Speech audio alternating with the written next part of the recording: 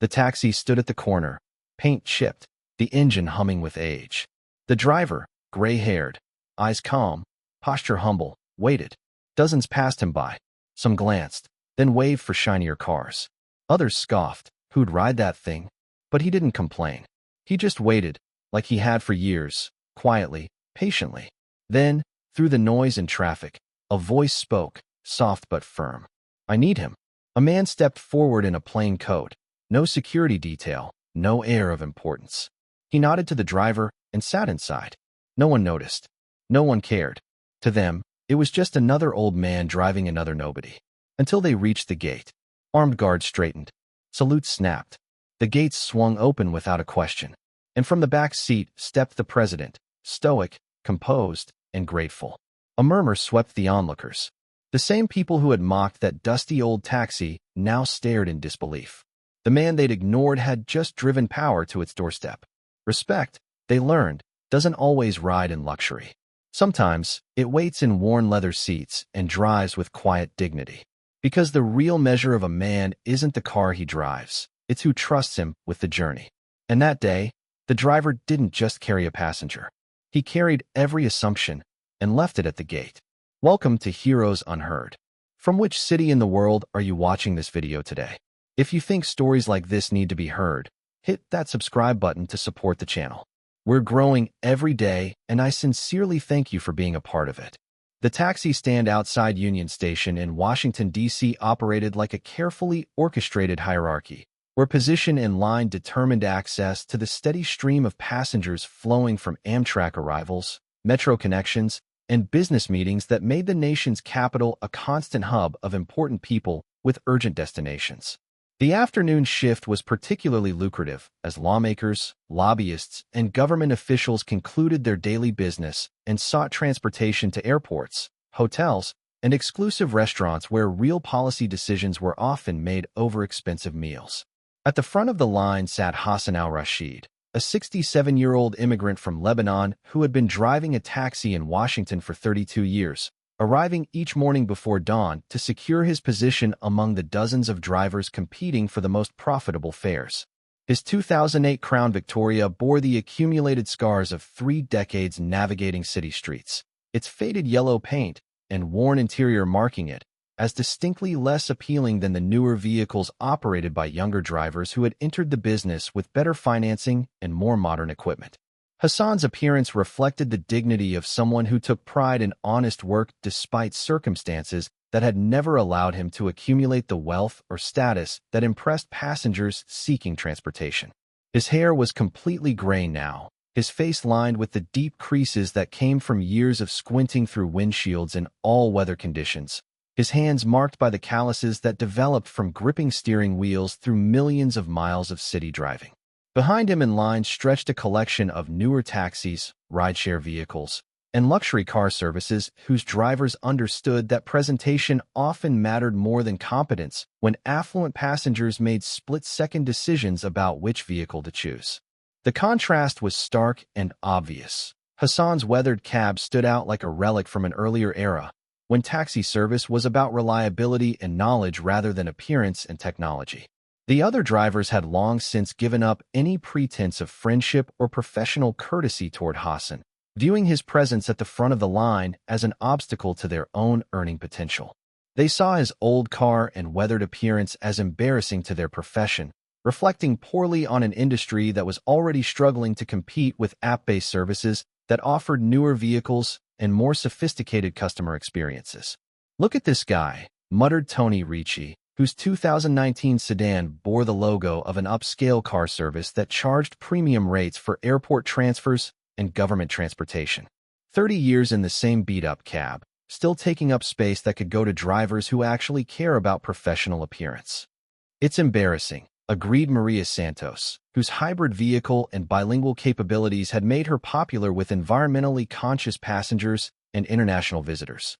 "Passengers see that wreck and think all taxi drivers are unprofessional. He's hurting our reputation just by being here." The criticism was constant and cruel, reflecting not just professional competition but deeper prejudices about age, appearance, and the assumption that economic circumstances reflected personal failure rather than systemic challenges that affected older workers regardless of their competence or dedication. What the other drivers didn't know, what Hassan had never felt compelled to share despite years of casual conversation while waiting in line, was that his modest circumstances disguised a background that would have surprised anyone who had taken time to learn about his life before he became a taxi driver in America. Hassan had arrived in the United States as a refugee from the Lebanese Civil War, fleeing violence that had destroyed his family's successful import business and forced him to abandon everything he had built during the first 40 years of his life. In Beirut, he had been a successful businessman whose company had provided logistics services for international organizations, including several United Nations agencies that relied on his expertise in regional transportation and cultural navigation. His decision to drive a taxi in Washington wasn't the result of limited skills or education, but rather the practical choice of someone who needed immediate income while learning American business practices and rebuilding professional credentials that weren't recognized in his new country. Taxi driving provided steady income while allowing him to study English, understand American culture, and gradually develop the connections that might eventually lead to opportunities more aligned with his background and capabilities. Over 3 decades, Hassan had developed an encyclopedic knowledge of Washington that extended far beyond street layouts and traffic patterns. He understood the rhythms of government operations, the locations of diplomatic missions, the security protocols that governed official transportation, and the complex social dynamics that determined how power actually flowed through the nation's capital. More importantly, he had built a reputation among certain circles for discretion, reliability, and the kind of cultural sensitivity that made him valuable to passengers whose work required absolute confidentiality and sophisticated understanding of international affairs. His regular customers included mid-level government officials, academic researchers, and international visitors who appreciated his ability to navigate complex destinations while maintaining appropriate professional boundaries. But to casual observers, to passengers making quick decisions about transportation, Hassan appeared to be exactly what his critics claimed, an aging immigrant driving an old car, someone whose presence in the taxi line represented the kind of economic desperation that made affluent Americans uncomfortable about inequality and social mobility in their prosperous society. What none of them knew was that Hassan's phone contained contact information for people whose names appeared regularly in international newspapers, whose policy decisions affected millions of lives, and whose trust had been earned through years of reliable service that prioritized competence over appearance and substance over style. Today would test whether appearance mattered more than reputation, whether snap judgments based on superficial impressions could override carefully built relationships based on demonstrated competence and absolute reliability. The afternoon shift was proceeding with typical efficiency when the black SUV convoy pulled up near the taxi stand. Its arrival immediately recognizable to experienced Washington drivers as the kind of security presence that accompanied high-ranking government officials whose movements required coordination with law enforcement and careful attention to safety protocols. The vehicles weren't marked with government insignia, but their configuration and the obvious presence of multiple security personnel marked them as official transportation for someone whose identity would be significant. The convoy paused near the taxi line for several minutes, during which time a security advance team emerged to conduct what appeared to be routine surveillance of the area. Their presence created immediate excitement among the taxi drivers, who understood that such security arrangements usually preceded the arrival of someone whose transportation needs would be both lucrative and professionally prestigious. "This is going to be big," Tony Ricci announced to his fellow drivers, his voice carrying the excitement of someone anticipating a fare that would not only pay well, but provide social status and professional bragging rights. "Whoever this is, they're traveling with serious security. Could be a cabinet member, maybe a foreign minister, definitely someone worth impressing." The drivers began positioning themselves strategically, understanding that passengers of such importance would choose their transportation based on appearance and professional presentation rather than position in line or years of experience. Hassan remained in his designated spot, but several newer vehicles maneuvered closer to the pickup zone, their drivers confident that superior equipment would trump seniority when VIP passengers made their selections. "No offense, Hassan," Maria Santos called out, though her tone suggested she intended considerable offense. But you might want to step aside for this one. Important passengers expect professional presentation, and your cab doesn't exactly project the image that reflects well on our city. She's right, agreed Derek Thompson, whose luxury sedan was equipped with leather seats, Wi-Fi, and the kind of amenities that justified premium pricing for discerning customers. This could be international media coverage, diplomatic protocol, the kind of visibility that affects how people view Washington transportation services. We need to put our best foot forward.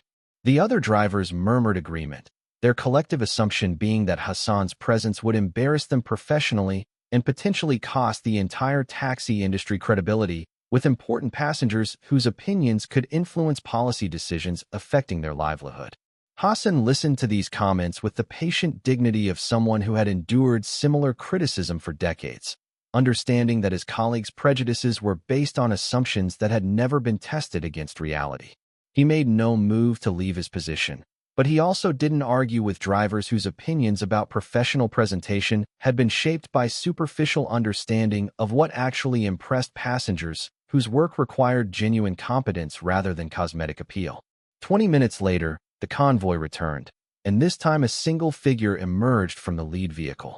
The man appeared to be in his 60s, wearing a simple wool coat that could have come from any department store and carrying a worn leather briefcase that suggested practicality rather than luxury. His appearance was deliberately unremarkable, the kind of careful anonymity that experienced government officials cultivated when they wanted to move through public spaces without attracting attention. He walked directly toward the taxi stand, his purposeful stride suggesting he knew exactly what he was looking for rather than someone making casual transportation choices based on immediate availability. The security personnel maintained discreet distance, their presence obvious to trained observers but not intrusive enough to attract civilian attention. The newer drivers immediately began signaling their availability, assuming that the passenger would naturally gravitate toward the most impressive vehicle options. Tony Ricci stepped out of his sedan to open doors and demonstrate the professional courtesies that he assumed would appeal to someone of obvious importance.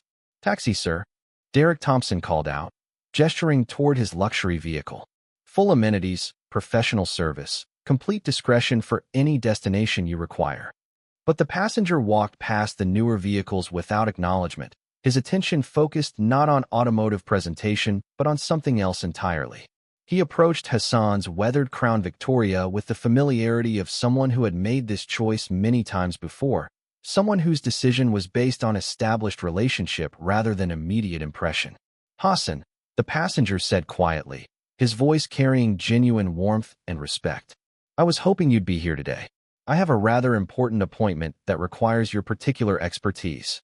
Hassan stepped out of his taxi with the dignity of someone greeting an old friend, his demeanor reflecting none of the deference that the other drivers assumed would be appropriate for such an obviously important passenger.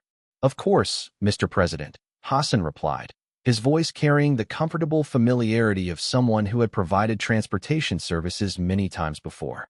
"I have the route prepared, and we can avoid the usual traffic complications through the embassy district."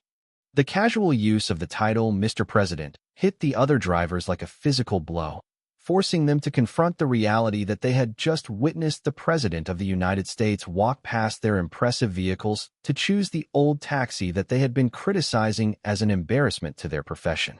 The revelation that Hassan's passenger was the President of the United States created immediate and profound shock among the other taxi drivers, whose assumptions about professional presentation and customer preferences were being shattered in real time. They watched in stunned silence as the most powerful person in the world settled into the worn seat of a 30-year-old taxi while declining offers from vehicles that were newer, cleaner, and more technologically advanced. "How is this possible?" Maria Santos whispered, her voice reflecting the disbelief of someone whose entire understanding of professional hierarchies had just been overturned. "The President has motorcades, official transportation, security protocols. Why would he choose Hassan's old cab over our professional services?" Tony Ricci stood frozen beside his premium sedan, his confidence in the importance of appearance and equipment completely undermined by watching the President choose reliability and familiarity over cosmetic appeal. "This doesn't make sense," he muttered, his voice hollow with recognition that his assumptions about customer preferences had been completely wrong. Inside the taxi, the president settled into the passenger seat with the comfort of someone who had made this arrangement many times before, his body language reflecting genuine relaxation rather than the formal posture that characterized his public appearances and official transportation. "I hope you don't mind the unusual pickup location," the president said to Hassan as they pulled away from the taxi stand, his voice carrying the informal warmth that he reserved for relationships that transcended professional necessity. "The Secret Service prefers controlled environments, but sometimes I need transportation that doesn't announce itself to every journalist and political operative in the city." Hassan navigated through downtown traffic with the expertise that came from 3 decades of professional driving in Washington, his route selection demonstrating intimate knowledge of security considerations, traffic patterns, and the kind of discreet movement that allowed high-profile individuals to conduct sensitive business without unwanted attention. "No problem at all, sir," Hassan replied, his tone reflecting the comfortable relationship that had developed over years of providing transportation services that went far beyond simple taxi rides. "The Embassy District route will avoid the usual surveillance points, and we can approach from the service entrance that provides better operational security." The conversation revealed layers of planning and consideration that extended far beyond typical taxi service, suggesting a level of trust and professional competence that explained why the president would choose Hassan's services over official transportation options that came with greater visibility and potential security complications. "Your colleagues seemed surprised by my choice," the president observed, glancing back toward the taxi stand where drivers were still standing in shocked bewilderment. "I suspect they don't understand that sometimes the most important work requires the least impressive presentations." Hassan smiled at the observation, his years of experience having taught him that genuinely important people often preferred substance over style, competence over appearance, and reliability over luxury when circumstances required discretion and effectiveness. "They judge based on what they see rather than what they know," Hassan replied diplomatically. "Most people assume that important passengers always choose the most expensive options, but in my experience, the truly important decisions are made by people who understand the difference between image and substance." The president nodded approvingly, his own political career having taught him that authentic relationships were often built through shared understanding of what actually mattered rather than superficial demonstrations of status or wealth. "I've been using Hassan's services for 8 years, the president explained, though Hassan was the only one who could hear the conversation that was taking place in his taxi.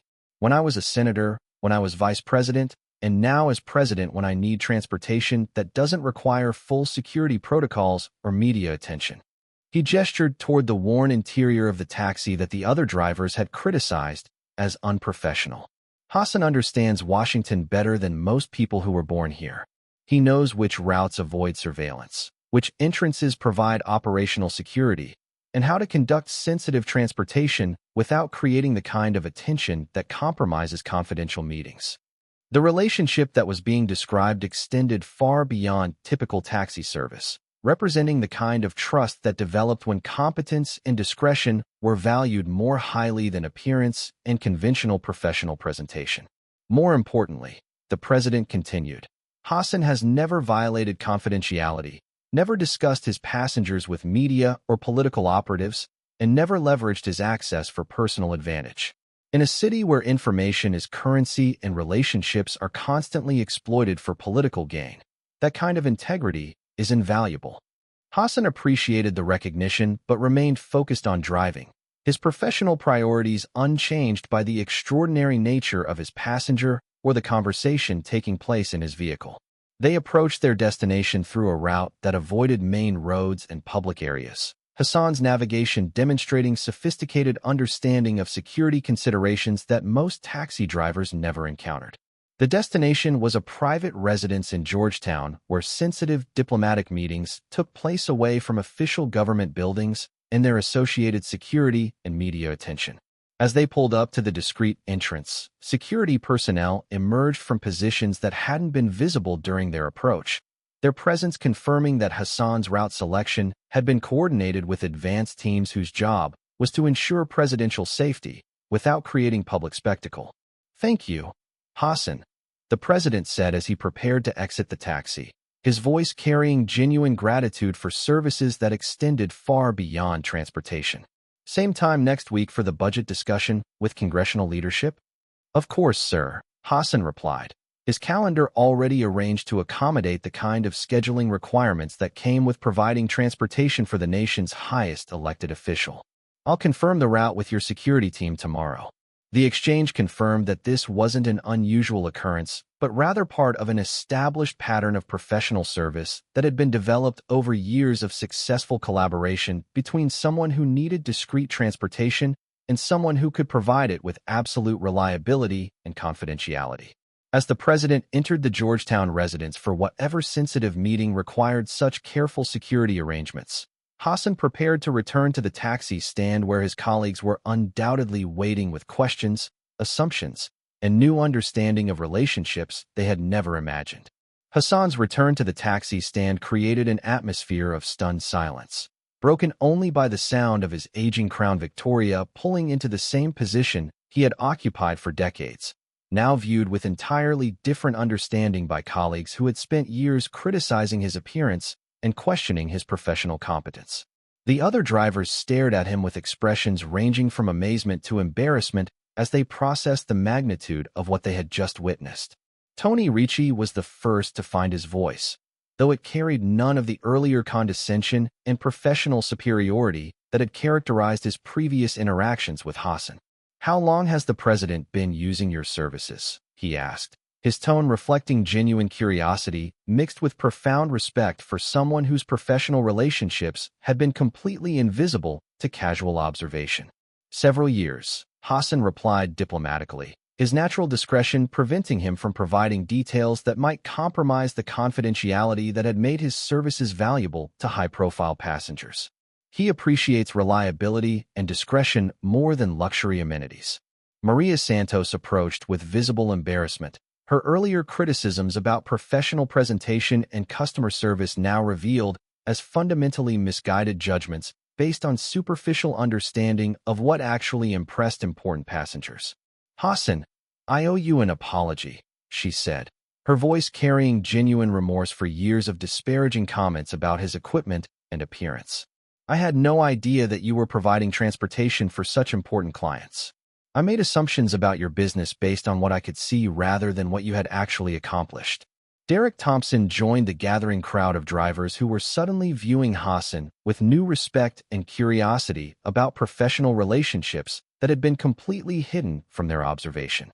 "How did you develop this kind of client base?" he asked, his voice reflecting genuine interest in learning from someone whose success had been measured by different criteria than automotive presentation and technological amenities. Hassan appreciated their newfound respect, but remained characteristically modest about achievements that had taken decades to develop through consistent demonstration of competence, reliability, and absolute discretion in professional relationships that required the highest levels of trust and confidentiality. It began with small assignments for government employees who needed transportation that didn't require official protocols, he explained, his voice carrying the wisdom of someone who had built success through gradual accumulation of trust rather than dramatic gestures or impressive presentations. Over time, word spread that I could provide reliable service without discussing passengers or destinations with anyone else. The explanation revealed a business model based on qualities that couldn't be purchased or faked: integrity, competence, and the kind of professional discretion that made clients comfortable discussing sensitive matters during transportation without worrying about confidentiality breaches or unwanted publicity. "In Washington, information is valuable commodity," Hassan continued, his years of experience having taught him about the importance of confidentiality in a city where casual conversations could influence policy decisions and political careers. "Passengers who handle sensitive matters need transportation providers who understand that professional service includes complete discretion about where they go and what they discuss." The other drivers listened with growing appreciation for professional principles they had never considered, understanding that Hassan's success had been built on foundation that extended far beyond the superficial factors they had assumed were most important to customers seeking taxi services. "The president isn't my only regular passenger," Hassan added, though he didn't elaborate on the identities of other clients whose trust he had earned through years of reliable service. Many government officials, diplomatic personnel, and international visitors prefer transportation that doesn't attract attention or create security complications. The revelation that Hassan's client base extended beyond the president to include other high-profile passengers forced the other drivers to completely reconsider their assumptions about professional success in the taxi industry and the factors that actually impressed passengers whose work required genuine competence rather than cosmetic appeal. Over the following weeks, Hassan's status among his colleagues was completely transformed from embarrassing anachronism to respected professional whose success had been achieved through principles that transcended equipment quality and appearance standards. Other drivers began asking for advice about building customer relationships, maintaining professional discretion, and developing the kind of reputation that attracted regular passengers rather than relying entirely on random street pickups. The taxi stand's culture shifted from one of criticism and competition to collaboration and mutual respect, as drivers recognized that different approaches to professional service could be equally valid and successful when they were based on genuine competence and commitment to customer satisfaction.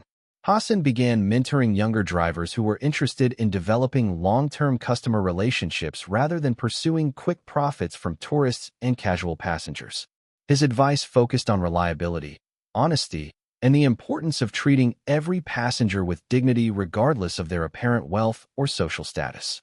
Success in this business isn't about having the newest car or the most expensive equipment, he would tell drivers who sought his guidance.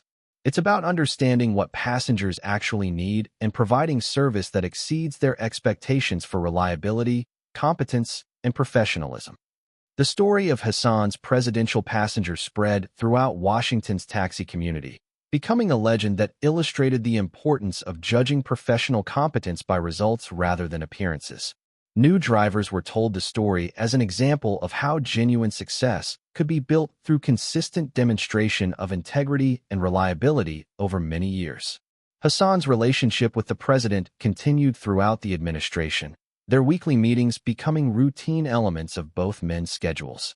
The discreet transportation arrangement allowed sensitive policy discussions to take place away from official government buildings and their associated media attention, contributing to diplomatic and legislative successes that might not have been possible through more formal channels. Years later, when the president's memoirs were published, they included acknowledgement of Hassan's contributions to successful governance through provision of transportation services that enabled confidential meetings and sensitive negotiations that required absolute discretion and operational security. The recognition transformed Hassan from invisible service provider to acknowledged contributor to important government operations, though he remained characteristically modest about his role in facilitating policy decisions that affected millions of people's lives. Hassan's taxi became a symbol of the importance of looking beyond superficial presentations to recognize genuine competence and professional achievement. The worn exterior that other drivers had criticized as embarrassing was revealed as evidence of decades of reliable service to passengers whose trust had been earned through demonstrated excellence rather than impressive marketing. The story inspired other service industry workers to focus on building professional relationships based on competence and integrity rather than pursuing success through equipment upgrades and appearance improvements that impressed casual observers but didn't necessarily create genuine customer loyalty. Hassan eventually retired from taxi driving, but not before training several younger drivers in the principles of professional service that had made his career successful. His legacy in Washington's transportation community was measured not by the cars he had driven or the money he had earned, but by the relationships he had built and the trust he had earned from passengers whose work required the highest levels of professional competence and personal integrity. The taxi stand where Hassan had waited for decades was eventually replaced by ride-sharing pickup zones and modern transportation hubs. But older drivers still told stories about the immigrant who had built extraordinary professional success through ordinary dedication to excellence and extraordinary commitment to the principles that made transportation service a profession worthy of respect and pride. This story was brought to you by Heroes Unheard. Have you ever known someone who never asked for recognition but deserved more than anyone else? Tell us in the comments what they meant to you and how you remember them. And if you think stories like this need to be heard, hit that subscribe button to support the channel. We'll see you in the next one.